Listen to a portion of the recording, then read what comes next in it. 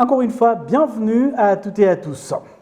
Certains jeunes estiment que l'espace qui est accordé dans tous les secteurs de la vie nationale est la preuve irréfutable du progrès que le pays a réalisé dans la promotion des principes de la démocratie. Indication faite à l'occasion de la célébration de la Journée mondiale de la démocratie ce mercredi. Kassim Youssouf nous fait le point. À l'occasion de la célébration de la Journée mondiale de la démocratie, l'organisation non gouvernementale Never Again Rwanda a rassemblé environ 100 jeunes en provenance de tout le pays pour débattre sur la démocratie. Ces jeunes Rwandais disent qu'ils apprécient la place qu'on leur accorde dans la gouvernance du pays. Nous célébrons aujourd'hui la démocratie et il fut un temps où elle n'existait pas. Si à un certain moment la liberté du citoyen n'a pas existé et qu'on l'a aujourd'hui, je trouve que c'est important ou une chose à respecter, surtout que si je peux donner mon opinion en tant que jeune et qu'on me comprend, cela signifie qu'il y a la démocratie et que mon opinion peut être utile pour la société.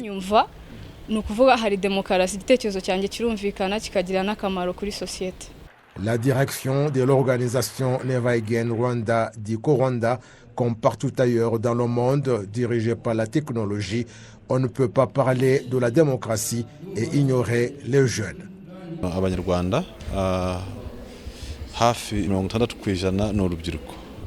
Environ 60% des Rwandais sont des jeunes et si on veut construire une bonne société, il faut renforcer les capacités des jeunes. C'est pourquoi, dans Never Again, nous estimons qu'en ce qui concerne la démocratie, tout comme la gouvernance, il faut préparer les jeunes qui sont les leaders d'aujourd'hui. Il faut qu'on mette à leur disposition des moyens et qu'ils apprennent tout sur la gouvernance et comment ils doivent être impliqués dans ce qu'on fait pour eux. L'enquête de l'agence rwandaise de gouvernance RGB sur les indicateurs de la gouvernance au Rwanda montre que l'index de l'implication du citoyen dans ce qui lui est fait est à hauteur de 81%. Selon RGB, le progrès que le Rwanda a réalisé dans la promotion des principes de la démocratie est en parallèle avec la particularité de la tradition et l'histoire du pays.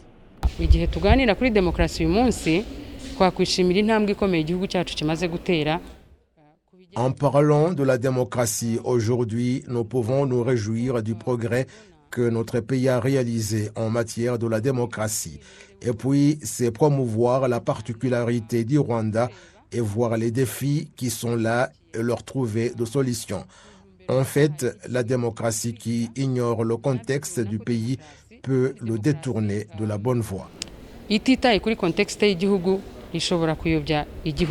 L'ambassadeur de l'Union européenne au Rwanda indique que le principe qui consiste à promouvoir la transparence et la redevabilité au Rwanda est en bonne posture. As we see a very strong accountability,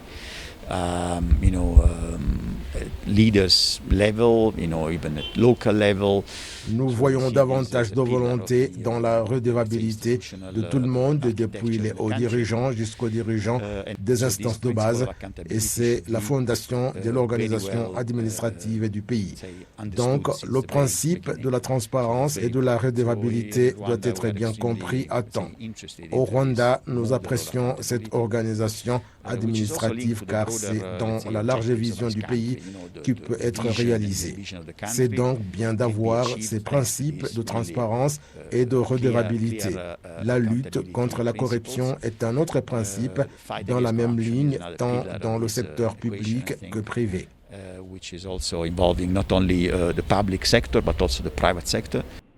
La Journée mondiale de la démocratie a été mise en place par les Nations unies en 2007 pour promouvoir les principes et valeurs de la démocratie et les célébrer le 15 septembre de chaque année. Les chefs religieux et les églises sont appelés à encourager leurs congrégations à participer à la campagne des vaccinations. Cet appel a été lancé alors que l'on constate que certains leaders religieux rechignent à adhérer au programme de lutte contre la pandémie de Covid-19, entraînant dans leur sillage leurs fidèles. Au total, 240 jeunes représentant des confessions religieuses et des églises opérant au Rwanda ont entamé des entretiens de 5 jours pour les aider à mieux comprendre leur rôle dans la lutte contre la pandémie de Covid-19. Ces rencontres ont été organisées par le ministère de la Santé en collaboration avec l'organisation World Relief. Parmi les sujets à l'ordre du jour de ces séminaires, il y a la campagne dénommée Sindoroka, traduisez « Je m'accroche », qui a pour objectif d'encourager la population à ne pas devenir complaisant face à la pandémie de Covid-19. L'Office rwandais de la gouvernance réitère qu'il est important que tout le monde soit sur la même longueur d'onde lorsqu'il s'agit de lutter contre la Covid-19. Ibintu nka bibiri cyane cyane kujya guterana no gusengera hatemewe. Nous voyons des gens se réunir pour des prières dans des lieux et des heures qui ne sont pas autorisées, et des gens qui vont dans des églises ou se rassemblent dans des maisons, dépassant le nombre requis. Il y en a même d'autres qui ont des croyances différentes, notamment que la Covid-19 n'est pas réelle, dans ce qu'ils appellent prophétie. Ils disent que la Covid-19 est le diable et que les mesures en place pour lutter contre les virus sont pour le diable, raison pour laquelle ils s'abstiennent de porter des masques et refutent les mesures en place. Ils doivent être formés, mais ils doivent aussi être punis.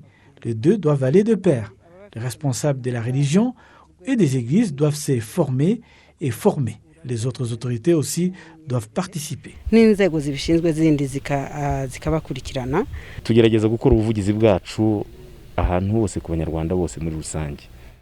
Nous prévoyons de rencontrer ceux qui vont au-delà des mesures de prévention contre la Covid-19 et de leur montrer que la pandémie ne choisit pas une confession en laissant une autre, non plus aussi par rapport à la race, au pays ou même du sexe. Elle affecte tout le monde. Utaramutse cyitwayeho uko bikwiye kimugeraho kandi kikamugirira nabi. Waba yayobye kuko ijambo ry'Imana ubwaryo. La parole de Dieu elle-même nous dit de suivre la loi et d'en faire une partie de nous, parce que Jésus-Christ a dit qu'il est venu sur terre pour que nous puissions avoir la vie et l'avoir en abondance, afin que ceux qui rechignent de respecter les directives sanitaires doivent être sensibilisés à les faire. Et nous devons les guider pour qu'ils prennent pleinement conscience de cela. Des responsables gouvernementaux demandaient aux chefs religieux et aux églises de comprendre leur rôle dans la lutte contre la propagation de la pandémie qui continue de priver de nombreux Rwandais de leur vie, car contrairement à ce que certains pensent, la pandémie est toujours bien présente. Actuellement, 80% des personnes hospitalisées à cause de la Covid-19 sont des femmes enceintes et des jeunes, dont un enfant de seulement 22 mois. Abarwayi mu bitaro turabafite. Nous avons encore des patients dans les hôpitaux, dont des enfants. Parmi les tests que nous effectuons quotidiennement, nous voyons des cas positifs, y compris ceux qui ont été vaccinés. La plupart de ceux qui sont vaccinés sont des références d'autres provinces et la plupart des patients sont des femmes enceintes. Elles sont les plus touchées.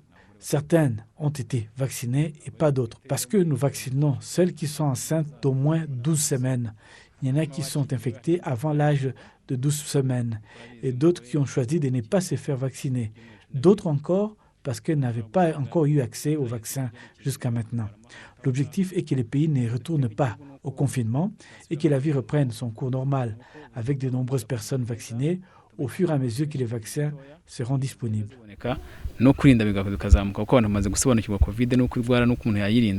Les chiffres du ministère de la Santé montrent que plus de 1,8 million de personnes ont reçu au moins leur première dose. Parmi ceux-ci, près de 800 000 ont reçu les 2 doses. L'objectif est que d'ici la fin de cette année 2021, 40% des personnes éligibles au vaccin Covid aient été vaccinées.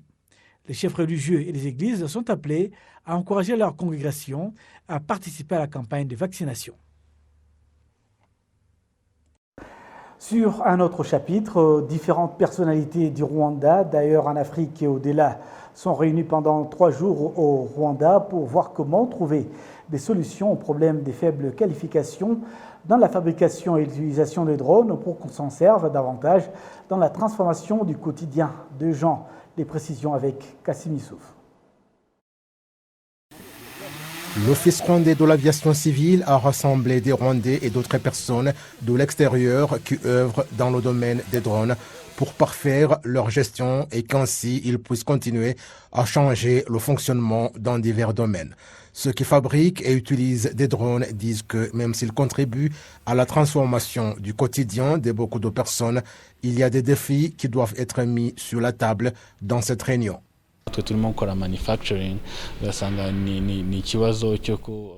Nous qui les fabriquons avons le problème de trouver une vaste place pour les essais sans que personne ne soit indisposé. Et puis, il y a des lois qui nous permettraient d'accélérer le fonctionnement des drones au Rwanda.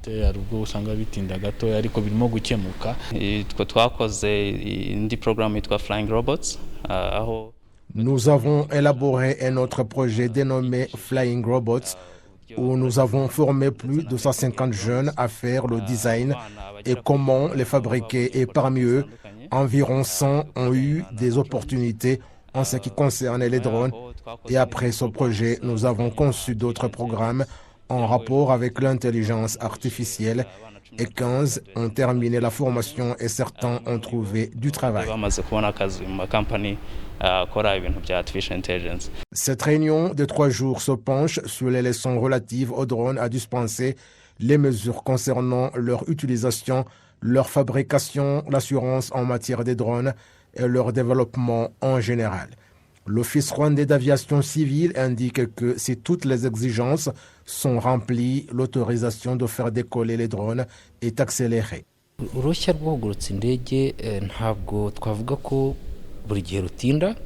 L'autorisation de faire décoller un avion ne tarde pas, mais elle doit remplir toutes les exigences et si une partie ne fait pas bien ce qu'il devait faire, ça peut traîner, mais notre souhait, c'est de l'accélérer. C'est que nous essayons de faire, surtout pour ceux qui les utilisent, parce que c'est eux qui ne respectent pas vite les exigences. Et donc, le problème est de part et d'autre. Le ministère de la Technologie et l'Innovation a apprêté une superficie d'environ 29 hectares en district de Huye pour la construction d'une école qui enseignera la fabrication des drones. Là où il y a un problème, non seulement ici, mais également ailleurs dans le monde, c'est qu'il y a peu de gens qui ont la qualification de les fabriquer. Avec nos partenaires, ce que nous faisons, c'est à voir comment renforcer les capacités de manière à former beaucoup de Rwandais pour qu'ils aient des connaissances et les capacités en matière de fabrication des drones et s'en servir pour résoudre les problèmes qu'on trouve dans l'agriculture, dans la santé et dans divers domaines. Participent à cette réunion des sociétés connues au Rwanda, notamment Zapline, Caris, Leaper Labs et Dynamics et des représentants d'organisations internationales chargées de l'aviation d'Afrique et d'ailleurs dans le monde. Bienvenue, Monsieur Taïrou Gourouza. Vous êtes le directeur Programme Afrique au sein de la Fondation L'Oréal. La Fondation L'Oréal organise un programme pour accompagner les femmes scientifiques en leur octroyant des financements visant à mener à bien leurs travaux d'études doctorales et postdoctorales. La Fondation L'Oréal a choisi le Rwanda pour abriter au mois de novembre prochain la cérémonie de remise des bourses de votre fondation. Pourquoi le choix du Rwanda ? Bonjour Patrick, merci de me recevoir ce matin. Et c'est un plaisir, effectivement, un honneur d'être parmi vous et de représenter la Fondation L'Oréal et de parler de ce programme For Women in Science, effectivement, qui existe depuis 22 ans à travers le monde et 12 ans en Afrique. Donc ce programme, comme vous l'avez si bien dit, a un objectif très simple. Donc c'est d'encourager en fait les femmes à faire carrière dans le domaine scientifique, simplement parce que les statistiques ont montré que c'est un domaine en fait où les femmes sont très peu représentées. Un chiffre global, 33% des chercheurs aujourd'hui sont des femmes à travers le monde. Et seulement 4% des prix Nobel, en fait, sont des femmes. Donc, c'est la raison pour laquelle, effectivement, depuis 22 ans, nous avons choisi ce credo-là, For Women in Science, accompagner les femmes à faire carrière dans le domaine scientifique. Donc, effectivement, il existe différents niveaux de programmes, hein, donc des programmes nationaux et des programmes régionaux. Et nous avons un programme dédié à l'Afrique subsaharienne qui existe depuis 12 ans, donc qui encourage des scientifiques africaines, niveau doctorat et post-doctorat, à travers des bourses, que nous leur accordons. Et depuis 3 ans, nous avons choisi effectivement pour la cérémonie, parce que après tout le processus de sélection, donc pour vous expliquer rapidement comment ça se passe, donc toute femme scientifique africaine peut postuler en ligne. Il y a une plateforme en fait d'appel à candidature. Après, il y a tout un processus de sélection et chaque année, nous en sélectionnons 20. Donc 15 niveaux doctorat et 5 niveaux post-doctorat. Et après ce processus de sélection, effectivement, nous organisons une cérémonie de remise des prix dans une capitale africaine, simplement dans le but, effectivement, de les mettre sur les projecteurs, effectivement, et de les encourager dans leur carrière. Et le choix du Rwanda? Et le choix du Rwanda, effectivement, j'y reviens. Donc, en 2018, nous étions au Kenya. En 2019, nous étions à Dakar, au Sénégal. En 2020, il n'y a pas eu de cérémonie à cause du Covid. Et effectivement, cette année, nous avons choisi cette belle capitale qui est Kigali. Simplement, en vue de tout l'engagement qui est fait par la République du Rwanda, justement, pour encourager les femmes à faire carrière dans le domaine scientifique et ce qu'on appelle le Women Empowerment. Donc, c'est simplement une des raisons pour lesquelles, effectivement, on a choisi cette année de venir à Kigali le 25 novembre prochain. Avez-vous déjà eu lié des contacts avec des personnalités scientifiques au Rwanda, c'est-à-dire des professeurs d'université, responsables de laboratoires ou de recherche, mais aussi des doctorants, afin justement de le pousser à devenir encore plus nombreuses dans ce programme? Tout à fait. Alors, je fais un petit retour en arrière. Quand j'ai récupéré ce programme en 2018, en fait, ce programme était géré jusque-là par notre filiale sud-africaine, en fait, qui est notre plus grande filiale en Afrique du Sud. Et la conséquence, c'est que chaque année, nous avons remarqué que plus de la moitié des gagnantes, en fait, étaient sud-africaines, simplement pour la raison que j'ai évoquée tantôt, c'est-à-dire que l'Afrique du Sud, en fait, est un pays qui investit massivement dans la recherche et nous avons 45% des chercheurs qui sont des chercheuses. Raison pour laquelle nous avons séparé le programme en deux. Donc, un programme dédié uniquement à l'Afrique du Sud et un autre programme dédié à l'Afrique subsaharienne sans l'Afrique du Sud. Et quand j'ai récupéré ce programme en 2018, je me suis rendu compte qu'il n'était pas connu en fait dans les autres pays d'Afrique. Et en 2019, donc j'ai eu l'occasion de faire un premier voyage au Rwanda où effectivement j'ai rencontré des responsables d'université, des responsables de laboratoires de recherche et même des doctorantes pour leur parler du programme qui n'était pas connu. Et je pense que ce voyage, cette rencontre a porté ses fruits parce que depuis l'année dernière, pour la première fois, depuis 12 ans d'existence, pour la première fois, nous avons une gagnante rwandaise l'année dernière. Et cette année également, j'ai le plaisir de vous annoncer que nous avons une gagnante rwandaise également. Oh, très bien, c'est une très bonne nouvelle. Exactement.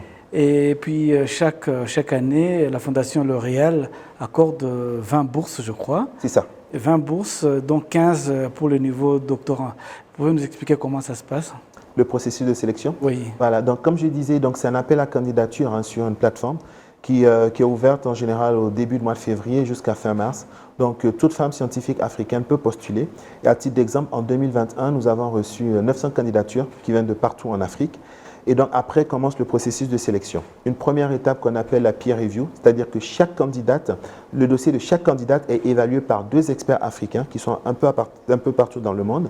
Et ensuite, nous avons une shortlist des 100 meilleurs. Et cette shortlist est également soumise aux membres du jury qui est 100% africain pour une double évaluation. Ce qui veut dire que le dossier de chacune des gagnantes a été évalué 4 fois. Parce qu'avant tout, ça reste un prix d'excellence scientifique. On cherche à primer les meilleurs des meilleurs, justement pour leur donner encore plus de visibilité. Donc voilà, en résumé, voici le processus de sélection. Oui, c'est très intéressant. Je crois que vous m'avez expliqué aussi qu'il y aura la première semaine, juste avant l'événement du 25 novembre, vous allez faire venir les lauréates des prix précédents. Quel est le programme par rapport à ça? Alors, donc concrètement, le programme, effectivement, au-delà de l'accompagnement financier, alors petite précision, donc sur les 20 gagnantes, donc 15 niveaux doctorat qui vont recevoir 10 000 euros et 5 niveaux post-doctorat qui vont recevoir 15 000 euros. Mais nous nous sommes rendus compte que même si cette somme, effectivement, leur permet d'avancer dans leurs travaux de recherche, pour nous, ce n'était pas suffisant. Raison pour laquelle nous avons décidé de leur accorder 3 jours et demi de formation en ce qu'on appelle soft skills. Donc, c'est leadership, management, négociation, prise de parole en public. Et pourquoi la prise de parole en public? Parce que depuis 2018 aussi, nous avons décidé dans la nouvelle stratégie de leur donner une importante visibilité dans leur pays, sur le continent et à travers le monde. C'est-à-dire concrètement, en fait, nous les mettons en relation avec des journalistes justement pour leur donner de la visibilité.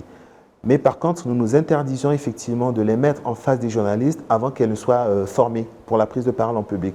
Et donc pendant ces 3 jours et demi de formation, donc elles auront une journée dédiée à la prise de parole en public et au média training. Donc concrètement, pour revenir à ce qui va se passer en novembre, donc la cérémonie aura lieu le jeudi 25 novembre. Elles vont toutes arriver entre le samedi et le dimanche parce qu'elles viennent de 17 pays et elles ne se connaissent pas. Donc le dimanche soir, elles vont apprendre à faire connaissance. Et le lundi, du lundi au jeudi midi, il y aura ces 3 jours et demi de formation avec des speakers en fait, qui sont à 80% africains et femmes. Et alors, petite spécificité, donc cette année, nous allons primer non pas 20, mais 40, parce que l'année dernière, à cause de la pandémie du Covid, la cérémonie prévue l'année dernière a été annulée. Et pour ne pas pénaliser justement les boursières de 2020, donc elles sont conviées effectivement le 25 novembre à participer à la formation et à la cérémonie du 25 novembre. Revenons peut-être un peu pour faire comprendre à nos téléspectateurs, pourquoi d'après vous, d'après les recherches que vous avez menées ou peut-être votre partenaire l'UNESCO, la jeune fille africaine ne se donne pas aux sciences dures, comme on l'avait dit la fois dernière? Alors, il y a plusieurs raisons, effectivement. Nous avons réalisé des études, des statistiques à l'UNI. Voilà. Quelles sont ces sciences dures pour que le téléspectateur puisse comprendre? Alors, ce qu'on appelle les sciences dures, donc c'est les mathématiques, physique, biologie, computer science, engineering, tout ce qui ne fait pas sciences sociales en fait. Effectivement, aujourd'hui, nous avons réalisé une étude à travers notre population alumni, c'est-à-dire toutes ces femmes qui ont eu la chance de bénéficier de ce programme. Et différentes raisons sont évoquées. La première raison que je citerai, qui n'est pas la moins importante, c'est le poids de la société. Parce que quand vous parlez de recherche scientifique, vous parlez de 8, 9, 10, voire 15 ans d'études. Effectivement, ces jeunes femmes, très souvent, elles nous disent qu'elles sont confrontées effectivement à la famille qui leur dit 15 ans d'études, quand est-ce que vous allez vous marier? Quand est-ce que vous allez avoir des enfants? Ou tout simplement, quand est-ce que vous allez avoir un job pour prendre soin, pour prendre charge de la famille? Parce que vous savez un peu comment ça se passe en Afrique. Donc ça, c'est le premier frein, la première barrière que nous avons identifiée. Elles sont nombreuses, les barrières. Il y a aussi l'investissement.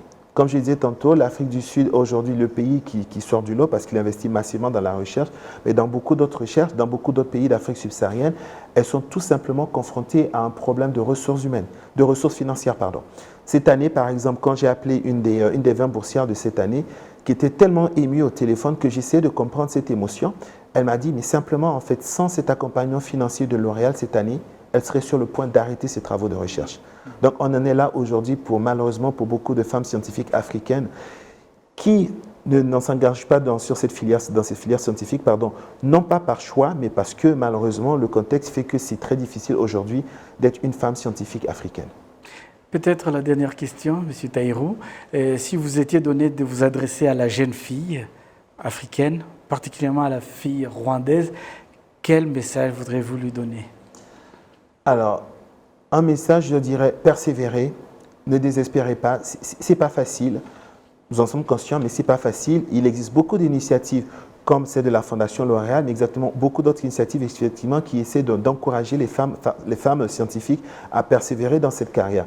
Et pourquoi persévérance? Parce que j'aimerais citer justement une des boursières 2019, oui c'est ça 2019, qui a postulé, elle me dit qu'elle avait postulé 3 fois à ce programme-là.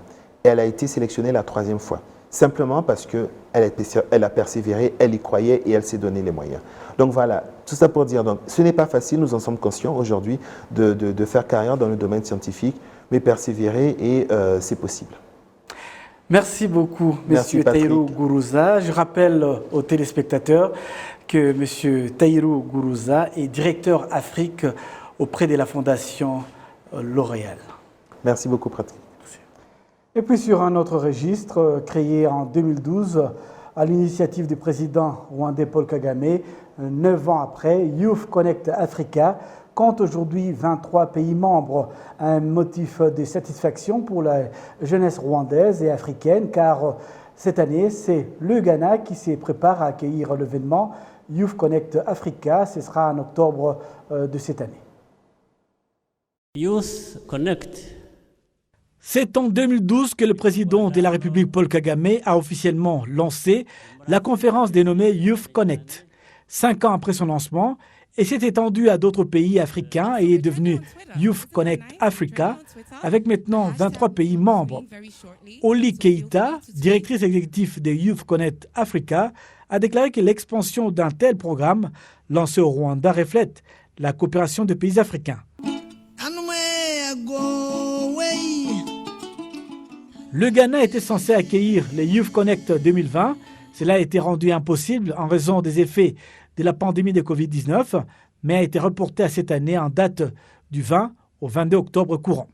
Le sommet a pour objectif de rendre l'Afrique autonome et à montrer les opportunités pour les jeunes à travers les accords signés par les pays membres. La ministre de la Jeunesse et de la Culture, Rosemary Mbabazi, a déclaré que cela visait à former une jeunesse africaine capable.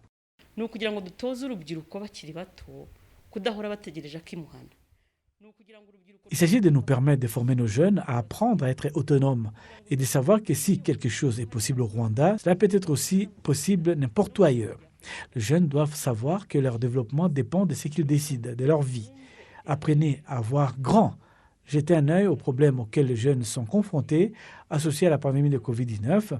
Ils devraient réfléchir à la façon de les surmonter plutôt que d'attendre que les autres pensent à leur place.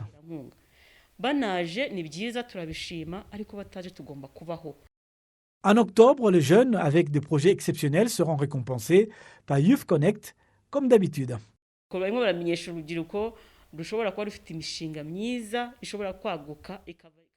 Nous tenons à informer tous les jeunes ayant des projets exceptionnels que nous nous rencontrons à Accra pour récompenser tous les projets exceptionnels des différents pays. Il s'agit d'un événement international. Depuis le lancement des Youth Connect au Rwanda, plus de 8000 jeunes ont réussi à créer 14 000 emplois.